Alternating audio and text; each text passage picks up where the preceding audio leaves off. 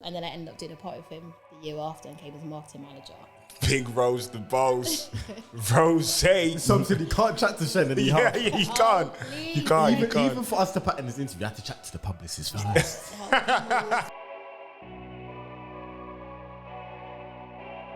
But yeah, we're in the building with Sheniece Charway. Hey. From YouTube Music. It's just all a bit of fun as well because Sheniece is my G, so I'm happy to have you in the building. We're talking about this in the group chat for a minute. For time, you've been getting hounded, I can't lie. Fam, Sheniece has been saying, "Oh, what? I'm too cool to what? Like, you're not too cool to invite me on you on the radio rightly show." so. She was hounding us, rightly so. We should have had her here from time. It's true. Big Sheni, Niecey, Big Shen. Big Sheni. What are you telling me? How are you, Shen? I'm good. How are you guys? Yeah, not too bad. So for those that don't know who you are, I mean, obviously, I call you the music industry's favourite influencer. You're not serious. That's why. Introduce yourself to the people. Okay, I'll introduce myself. Hi, everyone. I'm Sheniece. I work at YouTube Music as an Artist Relations Manager. Been there for a couple of years. Feel really blessed to even be here with you guys. So. Oh, sick. Amen. Sick.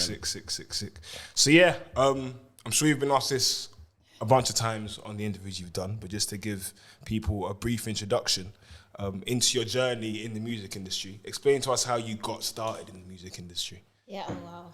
That was like coming up to 5 years now, which is a bit crazy. So Mad. I've always loved music since I was young. I knew I couldn't sing, and I did my DNA test and it told me I can't sing. So that was a definite. How can a DNA test confirm you can't sing? It's mad. Like, trust me, it's so mad. Science is mad. I ended up doing an internship. So one of my best friends, Chris, he knew I really wanted to work in music, and he was like, "Oh, there's this Sony music internship." And I was like, "I'm not getting that. There's no way in hell." So I decided to apply for it anyways. And what was funny is that they didn't get back to me because it went in my junk. So I was like, "Oh, I didn't get it." And then they called me, like, "Oh, your interview's tomorrow." And I was like, "What?" So it was really lucky. I did about 8 interviews. Huh? For an internship? Yeah. Hey! Yeah. These labels can channel some finesse, you know. 8. Yeah, because basically what happens is they kind of see where you would fit. Yeah. So Okay. is it marketing? Is it press? Is it A&R? And they thought I should do digital marketing. Yeah. So I have never actually gone into this in this much detail, but I actually went for RCA as a digital intern. Cool. Didn't get it. And then a couple of weeks later, they told me to come back. So I did an interview with Columbia to be the digital marketing intern. Okay. And the lady Paula was like, "No, you should do normal marketing." And I was like, "Oh, well, I don't know." She's like, "Oh, there's a role at Columbia going for the internship." So I came in the next day, did the interview, and then a couple of hours after, they called me back and said, "Yeah, you got it." After that, yeah, go on. I was just thinking, quick one. What were you doing before that then? Oh, I used to be a media planner. So, yeah. So I used to like plan media for like Uniqlo. Oh my God, what else did I used to do? RBS Bank. Okay. Yeah, so I was in media planning. So I was in a media, Yeah. but it wasn't what I wanted to do. But Yeah. I knew, how do I get transferable skills to go into music? So I didn't have any connections. Yeah. So thank God that internship came up because I'll still probably be there. 6. So then after the internship, you then got a full-time role at Columbia. Yes. Then from Columbia to YouTube. Now, how did you land the YouTube music role? Because obviously, like, you've told me the story briefly, but it's a pretty cool story, isn't it? So Yeah, so actually it was quite a weird one. So basically, Nikita, shout out Nikita, she's an amazing woman. I got to work with her in the Mr. Easy campaign at Columbia. Yeah. So we did the London Town party. cool. I was on the door the whole night, which was so dope because I was just like, I really want to party, but Yeah. it was a good thing to do. And she was having a meeting with my boss now, actually, and they were looking for someone. And then she put me forward. So then I kind of got headhunted to go over and kind of started like that, which is, to me, is still crazy because I always say to people, you just don't know who's watching you. Yeah, for real. Like, For if real. you go above and beyond, you just don't know what doors it can open, and that kind of happened. So Yeah, fam, like I always say, when God says yes, innit? Nobody. Nobody No can wonder why say you got headhunted. You were putting in work over at Columbia. Yeah. But it must have felt natural because you're enjoying what you're doing. Exactly, 100%. I just remember one time, sorry, Abby, but I dragged Abby to VQ at 11 p.m. after Lotto Boys, and I was like, we have to go meet Big Boss. Don't know if he's going to turn up, but you're gonna come with me. And I think Abby was like coming for like 3 months, and she was probably thinking, who is this chick? Abby knows, I forced my relationship with Abby, but she knows this. And then Shout out Abby. and then that was kind of how I got made permanent at Columbia, because the team saw how much effort I put into Rick Ross when he came over, because he hadn't been over for years. Yeah. And then we did an interview with Tim Westwood and ended up partying with him till like 5 a.m. And then the next day, he came in, played music, and bought me all these like MMG cups and lighters and stuff, which was really nice, and was so thankful. And then I ended up doing a party with him the year after and came as a marketing manager. So Ravy. Big Rose the Boss. Rose. Something you can't chat to Shen and You can't. please. You can't. Even for us to put in this interview, I had to chat to the publicist first. Can't approach Shenny anyhow, people. You get it? You're not serious. I'm finished. Okay, cool. So you've worked on a couple cool projects at YouTube. From obviously in fact, like I won't even list any. What's been your favourite and why? The thing is, my favorite changes all the time, because the brunch was amazing. Yeah. I feel like You lot probably saw the Excellence Brunch on your Instagrams. All the industry peoples was moving like it was, well, I mean, like it was the Rock Nation brunch. Looking real prestige, all suited and booted. Red carpets, all of that.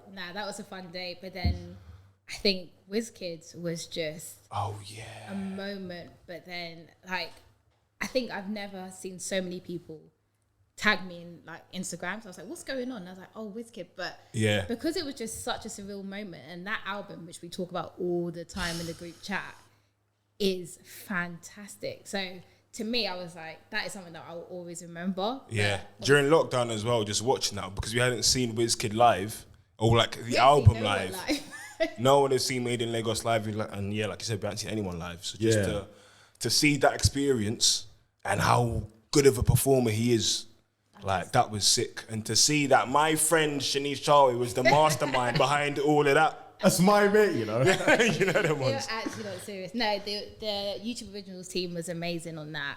Jada was amazing. That was so much like effort from everyone. Like, so that was amazing. And then the Legacy series, Fashion Times Music, which we did last year, I think that was something that I would definitely remember for my career, especially because the Legacy series is all about Black British culture and empowering Black voices on YouTube, on and off the platform. So I think that was really important. Obviously, shout out Case was part of it, which was amazing. Shout out to Mandem. But like just being able to do things like that, I feel like there's so much that's happened in such a short amount of time. Like my first event that I did at YouTube, in the YouTube space, was with Skepta. And I've been able to like have an amazing relationship with Grace. So shout out Grace, because she's awesome. So like just the stuff that I've been able to do in such a short amount of time, like being able to work with H, like AJ Tracy, like it's crazy. So when I think about it, when I talk about it to you guys, I'm like, this doesn't seem real. Yeah. And I feel very blessed, and I'm always going to stay this humble, because things will get taken away from you. Easily. I think people forget, oh, you're doing all this. It's like, everything could be gone the next day, so you have to cherish every moment. Especially in the pandemic, which you just had, you feel me? Speaking of pandemic, when you lot did, what was mad is that you lot did the WizKid Made in Lagos live stream documentary shortly after the Burna Boy one. Do you see what I'm saying? Where people had to pay for that. Yeah. And even before that, other people were, doing live streams, but it wasn't really banging like that. Yeah. But the way YouTube Music did it, the documentary leading up to the performance, Proper. it was clean. Like that was the first live stream I enjoyed in pandemic. No, same. No, genuinely, that live stream was popping. It was popping. I've watched it back before, like a couple times as well. Oh, Yeah. that's good. Yeah. The YouTube original, same YTO, we shorten it, but like YouTube Originals team, the concept of Day in the Live is actually really cool, because that whole thing was live. I remember seeing Wiz leave his house, and I was like, oh, I need to leave to go to the actual event of him actually performing, because I was so like involved with it. I was like, this is amazing. But having that concept, I think, is really cool, and you'll definitely see more of them this year. So Cool. I can't wait. So, I mean, I've got to ask you about the infamous billboard. The infamous billboard. That billboard, like artists take pride. They'll be running across like 3-4 lane traffic, risking lives to take pictures outside that infamous YouTube billboard. Shepherd's Bush and Stratford. There's two, Okay, so there's cool. one in Shepherd's Bush, in Holland Park Roundabout, and there's one in Meridian Steps in Stratford. Yeah. But like, shout out to the marketing team, Will and Chester, because that has been so good for us to be able to support artists, and like Why do you think artists take like such pride in that billboard in particular? Like, what is it about that billboard? I feel like it's the footfall as well. And Yeah, it's yeah. The amount of people that drive around that roundabout, you're right next to Westfield in the heart of West London. Yeah. Like, to see your face on there is crazy. Yeah. It's the type of footfall as well. Because if you think about Stratford, a lot of YouTubers, young YouTubers and kids and whatnot, they do a lot of like Van Banter, for example. He does a lot of stuff in that Content space. there, yeah. In that Very space. true. All the time there's youths there. So then I've also got to congratulate you on your Music Week feature. Rising Star, this week's Rising Star. Young, black, female exec in the music industry doing her thing. How important is it to have like black execs in charge of black music in the music industry? Like, I think it's so important. I think we can represent ourselves as like the best way possible. And I feel like I'm blessed to be at YouTube and obviously help pave the way for more people to come through. And I think black music, we all know, is topping the charts. Look at Body this week. Yeah. And I feel like there's a different connection when, as a black person, you're talking to artists and they know that you understand whether it's their struggles or their journeys and what music they're trying to put out and what they're trying to get out of it. Of course. And I feel like there's just been there's so many black execs that I look up to now. I'm like, oh wow, you guys are doing like bits, and I really want to be part of that and be able to push those voices. So I hope like in a couple of years you'll see a lot more of me at YouTube and everywhere else. So I think it's really, really important. I think the artists really appreciate like seeing people like themselves. Yeah, exactly. And a younger generation knowing that they can do these things. Your job obviously looks like glitz and glamour. It looks fun. It looks sick. It probably is sick for the most part. But is there any annoying parts of your job that you can be a bit like, fuck's sake? I don't know. I feel like every day is different. So you have different struggles every day. Yeah. So whether a project doesn't go well, or if there's something that you really want to do and it doesn't happen, then I feel like I'll be really annoyed about it. But I don't know. I feel like I've been really blessed with my role. And I've kind of been able to make my role what I want it to be in terms of like being able to push certain artists or like talk about certain projects and stuff like that. Yeah. So I think every day is actually quite different.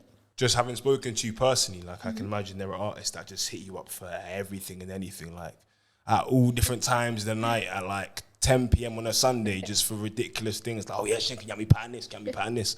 Like, is there ever a time you get to fully switch off in your role and just like have time off and not have to think about anything music related? No, I don't. No, I'll be honest. Like, no. Same thing was when I was at Sony. You can't switch off because music was my thing where I was like, okay, this is what keeps me going. Or, I can't wait to listen to new music. And now it's like it's actually my job, so it's going to forever be part of my life. So I don't actually get to switch off. Well, then I guess you've got a very important role in the music industry, and unfortunately, you might say it's still very dominated by men, like which can be a shame. So, what is it like being a young black woman in such a male-dominated industry? Like, it's quite interesting because I thought just being like a woman in the industry, I wouldn't get the respect or like get the props that if I'm doing certain things. But men have been really like supportive, and I've made a lot of friends in the industry. But I feel there's still a lot that needs to be changed. I feel there needs to be a lot more me's, like everywhere. It shouldn't just be me representing at YouTube or whatever. I think there needs to be a lot more women coming through, and I think we're seeing that, which is great. And I feel like I'm able to be in rooms that I didn't think I'll be able to be in. And I think that is just amazing. Even at YouTube, there's certain meetings I feel like, oh my God, I'm in this meeting. And they're like, you should be here. Yeah. Like, I think a lot of us need to start changing that narrative to be like, I should be in this room. Yeah. And once we all start doing that, a lot more will come through. A lot of imposter syndrome, thinking, every day. I'm not going to lie, even now. I'm like, why am I sitting here? I hear you, because I recently stepped into a new role as well, and I'm like thinking, like, am I even qualified to make this decision? Yeah. And my line man just said, yeah, it's calm. Like, I'm just like, I can imagine for you, even dealing with bigger sort of responsibilities. Like, answering to big Leo going, you know. You get it? That's crazy. Seriously. Can't chat anyhow to my man. Leo, sorry, we don't want to talk anyhow. But thank you, Leon, for allowing Sheniece to come here. You guys are not serious. I'm finished. Obviously, leading on from that question, as a young black executive in this field that you're in right now, what's your honest opinion on the state of black music in the UK right now? Honest opinion as well. So, like, be honest. I want your honest opinion. As honest as you can be. Honest, I think do you know what? I'm really happy because it makes my job really exciting because there's always new artists and I'm like, oh my God, who's this? Who's that? And like we were seeing with Body, like these things are happening and it's exciting to me. And I feel like when I was growing up, I was looking a lot more at the US and being like, okay, what tracks are they dropping?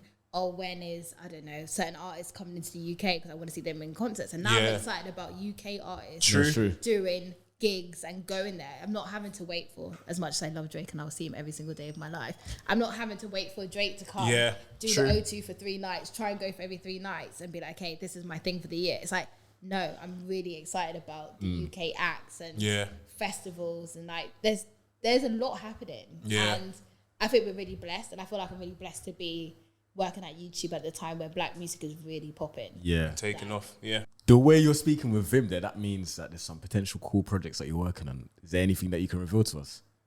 Any cool projects in the pipeline that you can just shed light on that we can look out for? You haven't signed any NDAs? You ain't been chained by the man? Like. Just know that there's things coming again. Like the Legacy series, we're going to do a lot more this year. Me too. So, wavy. So yeah, we're trying. We've got really cool things happening, some announcements coming. So sick. Keep your eyes peeled. Yep. Keep your eyes peeled.